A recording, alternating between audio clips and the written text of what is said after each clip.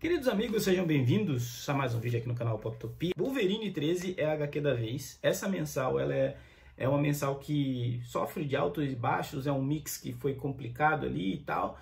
Mas agora eu acho que começou a ganhar um rumo interessante, né? Nessa edição a gente tem duas histórias da X-Force, uma do Wolverine e o especial do Pássaro Trovejante. Vou começar pelo especial do Pássaro Trovejante. Esse é um especial que acho que saiu em 2022. 2021, se eu não me engano, a gente passou um bom tempo pedindo para a Panini publicar.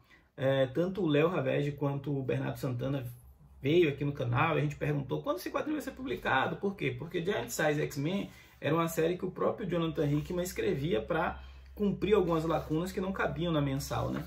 Teve uma da Tempestade, teve uma da Emma Frost, se eu não me engano teve uma do Magneto, uma do Fantomex, e ele ia fazendo boas histórias ali. Aqui é o Steve Orlando que escreve, e essa história vai mostrar o retorno de Jamie Prodster ao mundo dos vivos. Ele foi o primeiro mutante a morrer pelos X-Men, né? Lá na fase da segunda Gênese ainda, e agora ele está de volta em um mundo completamente diferente do mundo que ele deixou, e tendo que se readaptar, reencontrar com seu povo, se reconectar com suas raízes, enfim, é uma história interessante. Só que ela já aconteceu há 2 anos atrás e o James já está fazendo parte até de equipe, né?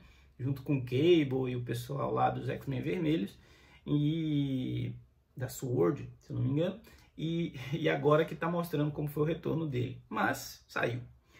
Wolverine e a X-Force. Bom, basicamente a gente continua na treta do Wolverine contra o Fera, só que as coisas evoluíram muito rapidamente e para um cenário bastante preocupante. O Fera agora tem a sua própria célula terrorista, né? Ele se afastou de Krakoa com direito a roubar uma base para si. Nesse afastamento do Fera, o Wolverine passou a investigar o que ele andava fazendo e percebeu que ele se clonou e criou toda essa célula terrorista a partir de memórias e de informações biológicas dele próprio, para que ele não precisasse mais da X-Force, né? E isso torna Krakoa um país perigosíssimo. Por quê? Porque ele entra naquele circuito de países que têm verdadeiras armas de destruição em massa e que são completamente imprevisíveis. Por quê? Porque esse arsenal, o que há de mais perigoso em Krakoa, está na mão do Fera, e o Fera se tornou um agente independente, né? Aqui o Benjamin Percy parece que finalmente encontrou o tom que ele quer dar para essa trama. Quando o Wolverine leva essa situação toda para o Conselho Silencioso, que já é corrupto e corrompido, a gente está vendo que está acontecendo lá em Pecados Sinistros, resolve fazer uma intervenção na X-Force e indicar alguém para ser um observador do Conselho Silencioso ali, como se a essa altura do campeonato tivesse como resolver as coisas.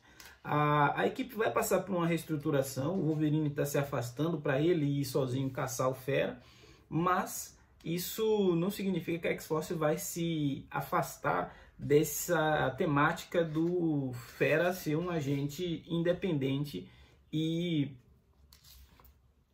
terrorista, né? Só que talvez na revista da X-Force isso vai ficar para mais para frente. Por quê? Porque agora, finalmente, depois de um longo e tenebroso inverno, a gente tem o retorno de Kid Ômega, que é um outro plot que o Benjamin Percy começou a escrever lá atrás e que agora ele relembrou de concluir. Então, Kid Ômega passou mais de ano aí desaparecido, agora ele volta e a X-Force vai precisar ajudá-lo em uma situação que ele ainda não explicou qual é.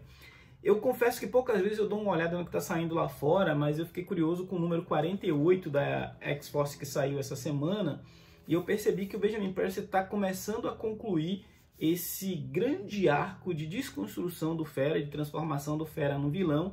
Ele vai pelo caminho mais fácil, que é meio que trazer o Fera que a gente gosta de volta, mas não significa que isso vai acontecer. Ele está tentando costurar essa solução, mas acho que a trama da X-Force se conclui na edição 50. A gente teve publicado aqui a edição 31 e 32, deve ter mais uns 6 ou 7 números da revista do Wolverine que a gente vai ver essas histórias sendo publicadas, para a gente finalmente ver em que pé vai ficar a situação do Hank McCoy, não só para a comunidade mutante, mas para os seus ali mais próximos colegas de equipe da X-Force. Tem um lance que eu acho que a gente precisa levar em consideração a respeito desse ano e das histórias recentes do Wolverine. O Wolverine está completando 50 anos, se eu não me engano, agora em 2024.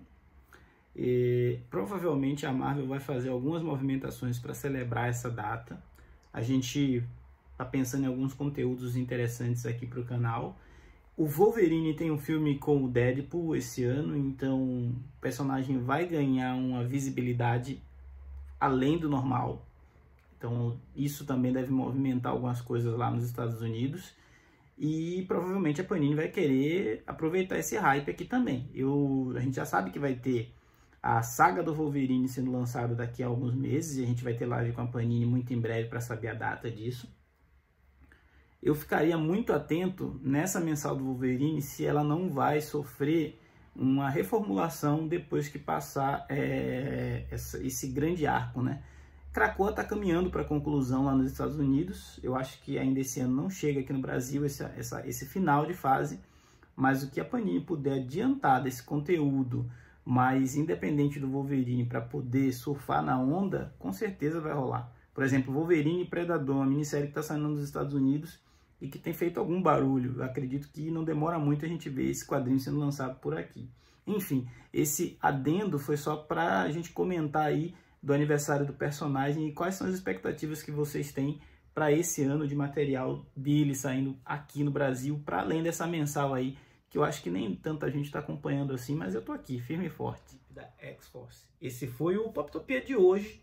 Se você não for inscrito, você se inscreve aí, ajuda o nosso canal a crescer, ganhar relevância nessa plataforma, continuar falando do gibizinho da banca.